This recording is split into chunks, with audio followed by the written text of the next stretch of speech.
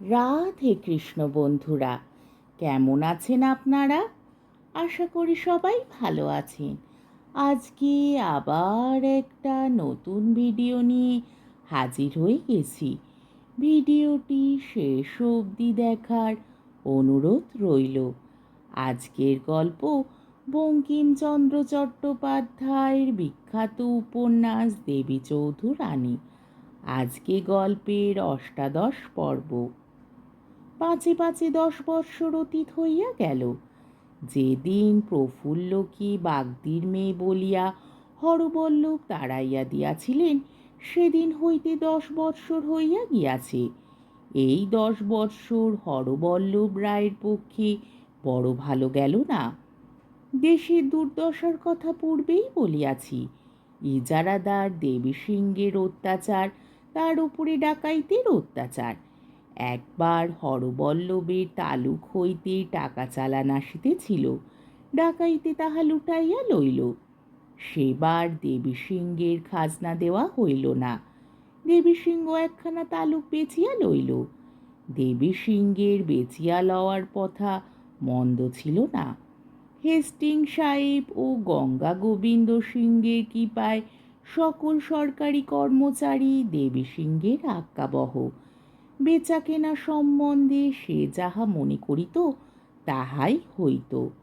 হরবল্লভী 10,000 টাকা মূল্যের তালুকখানা 250 টাকায় দেবীসিংহ নিজে কিনিয়া লইলেন।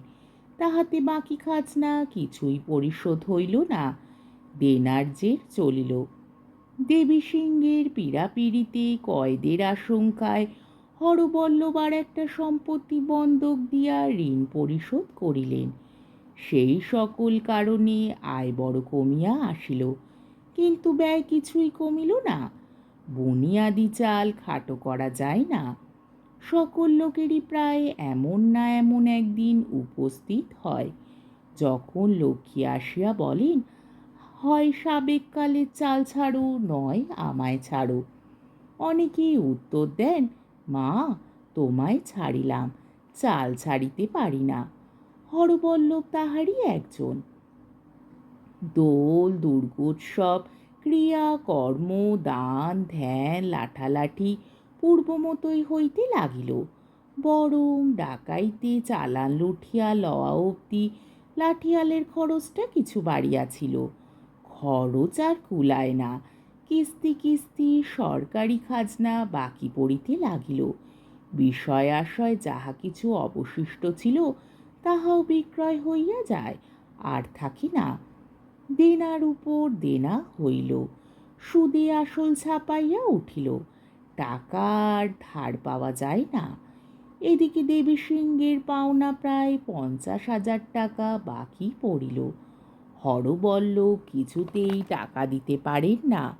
শেষ হরবল্লভ রায়কে গ্রেপ্তার করিবার জন্য পরোয়ানা বাহির হইল। তখনকার গ্রেপ্তারি পরোয়ানার জন্য বড় আইন কানুন খুঁজিতে হইত না। তখন ইংরেজের আইন হয় নাই, সব তখন বেআইন। বড় ধুম পড়িয়াছে। ব্রজেশ্বর শ্বশুরবাড়ি আসিয়াছেন। কোন শ্বশুরবাড়ি তাহা বলা বাহুল্য। সাগরের বাপের বাড়ি। তখনকার দিনে একটা জামাই আসা বড় সহজ ব্যাপার ছিল না। তাতে আবার ব্রজেশ্বর শ্বশুরবাড়ি সচরাচর আসে না। পুকুরে পুকুরে মাঝ মহলে ভারী হুট্টাহুট্টি ছোটাছুটি পড়িয়া গেল। জেলের দৌড়াতে প্রাণ আর রক্ষা হয় না। জেলে মাগিদের হাঁটাহাঁটিতে পুকুরের জল কালি হইয়া যাইতে লাগিল। মাছ চুরির আশায় ছেলেরা পাঠশালা ছাড়িয়া দিল। দই, দুধ, ননি, ছানা, সর, মাখনের ফরমাইশের জ্বালায় গোয়ালার মাথা বেঠিক হইয়া উঠিল। সে কখনো 1 সের জল মিশাইতে 3 সের মিশাইয়া ফেলে, 3 সের মিশাইতে 1 সের মিশাইয়া বসে। কাপড়ের ব্যাপারীরা কাপড়ের মোট লইয়া যাতায়াত করিতে করিতে পায়ে ব্যথা হইয়া গেল। কাহারও পছন্দ হয় না কোন ধুতি চাদর কে জামাইকে দিবে। পাড়ার মেয়ে মহলে বড় হাঙ্গামা পড়িল। যাহার যাহা গয়না আছে তারা সে সকল সারাইতে, মাজিতে, ঘষিতে, নতুন করিয়া গড়াইতে লাগিল। যাহাদের গহনা নাই তাহারা চুড়ি কিনিয়া, শাঁখা কিনিয়া, সোনা রূপা চাইয়া চিন্তিয়া একরকম বেশভূষার জোগাড় করিয়া রাখিল, নইলে জামাই দেখিতে যাওয়া যায় না। যাহাদের রসিকতার জন্য পসার আছে তাহারা দুই চারিটা প্রাচীন তামাশা মনে মনে ঝালাইয়া রাখিলেন।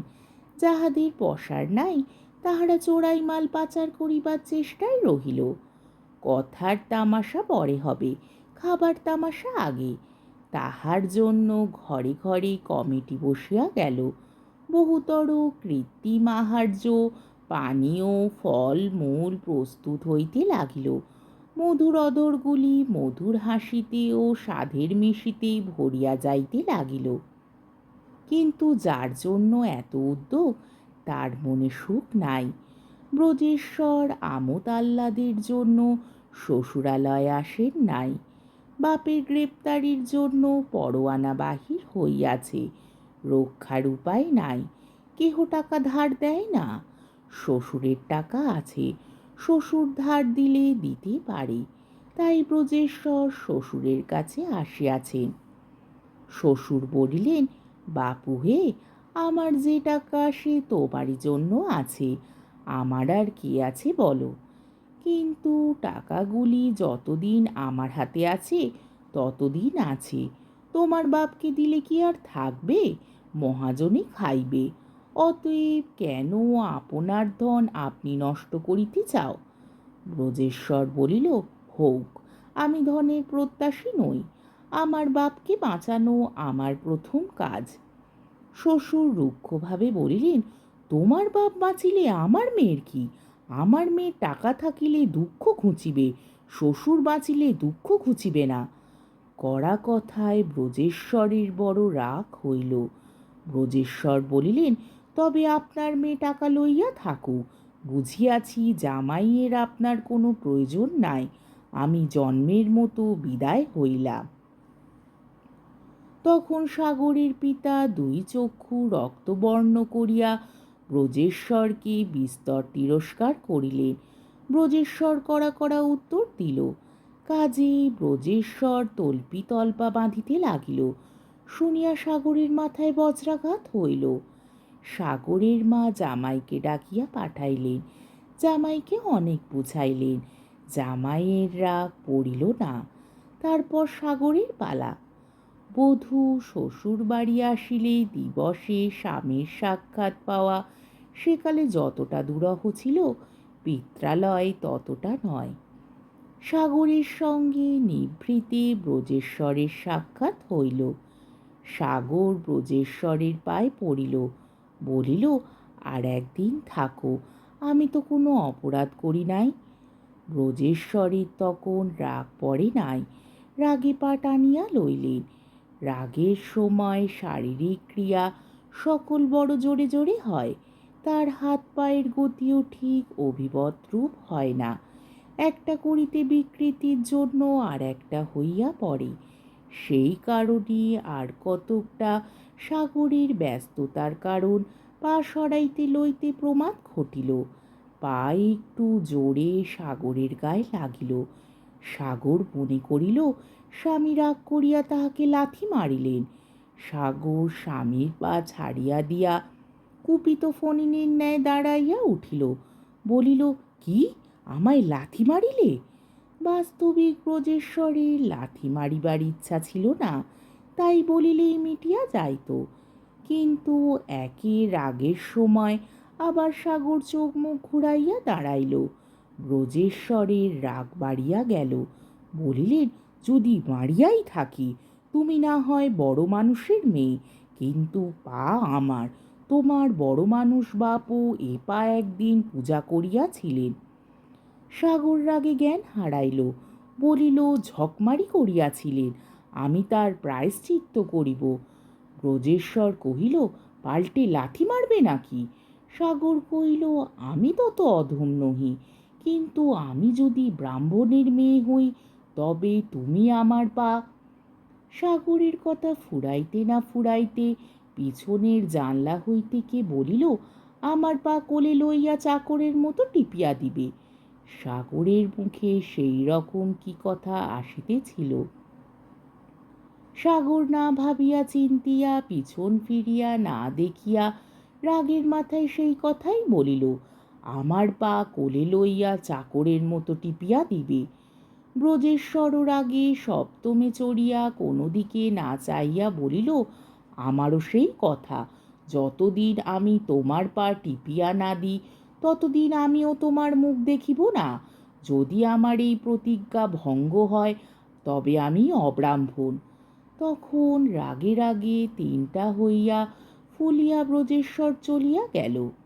সাগর পা ছড়াইয়া কাঁদিতে বসিল।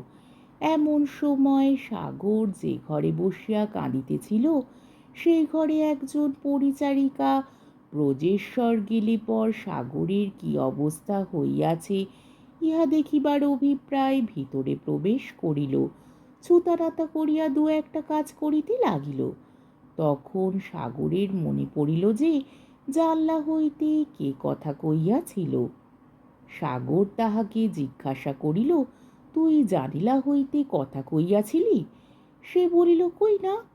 সাগর বলিল, তবে কি জানলাই দেখতো। তখন সাক্ষাৎ ভগবতীর মতো রূপবতী ও তেজস্বিনী একজন স্ত্রীলোক ঘরের ভিতর প্রবেশ করিল। সে বলিল, জানলায় আমি ছিলাম। সাগর জিজ্ঞাসা করিল, তুমি কে গা? তখন সে স্ত্রীলোক বলিল, তোমরা কি কেউ আমায় চেনো না? সাগর বলিল, না, কে তুমি? তখন সে স্ত্রীলোক উত্তর করিল, আমি দেবী চৌধুরানী।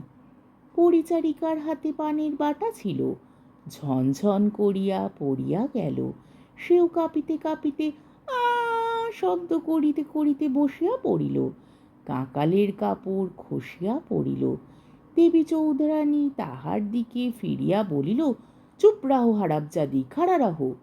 পরিচারিকা কাঁদিতে কাঁদিতে উঠিয়া স্তম্ভিতের ন্যায় দাঁড়াইয়া রহিল। সাগরেরও গায়ে ঘাম দিতেছিল। সাগরের মুখেও কথা ফুটিল না। যে নাম তাহাদের কানে প্রবেশ করিয়াছিল তাহা ছেলে বুড়ো কে না শুনিয়াছিল। সে নাম অতি ভয়ানক। কিন্তু সাগর আবার ক্ষণিক পরে হাসিয়া উঠিল। তখন দেবী চৌধুরানীও হাসিল। আজকের পর্বটি এইখানেই শেষ হলো।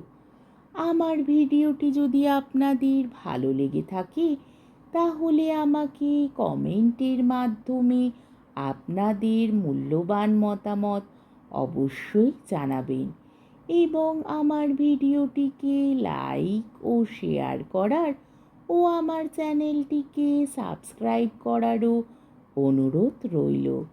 তাহলে আজকের ভিডিওটা এই অবধি। পরের দিন আবার এই গল্পেরই ঊনবিংশতি পর্ব নিয়ে হাজির হয়ে যাব। ততক্ষণ পর্যন্ত আপনারা সবাই ভালো থাকবেন, সুস্থ থাকবেন, সাবধানে থাকবেন এবং আমার ভিডিওটি দেখতে থাকবেন। তাহলে আজকে আসি। রাধে কৃষ্ণ।